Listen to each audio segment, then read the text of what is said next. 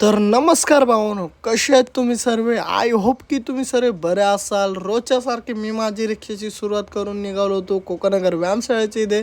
माझे काही मित्र भेटतात, ते बोलतात की पुढं ड्रॉप कर. त्यांना बसवतो रिक्षामध्ये आणि तेव्हा मला माहिती पडतं की माझ्या गाडीच्या पुढच्या टायरामध्ये हवा कमी आहे. हवा कमी आहे, पंक्चर झालं, मला नाही माहिती. मी खोलायला लागतो माझ्या गाडीचा जॅक, पण बोललो एकदा पप्पाला फोन लावून कन्फर्म करूया काय करू.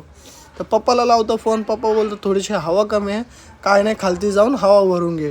बट मी जसं सोचलेलं तसंच झालं. सर्व सकाळी सकाळी दुकान बंद होते.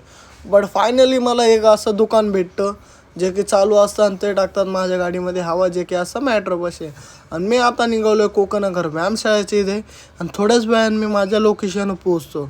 कस्टमरला बसवतो रिक्षामध्ये आणि त्यांना ड्रॉप करतो ईश्वरनगरला. दुपारी घरी जातो, पुन्हा रात्री येतो. रात्री आता कोकणनगर रिक्षा स्टँडवर मी घरी येताना गाडीमध्ये भरतो गॅस आणि आचा ब्लॉक करतो. अँड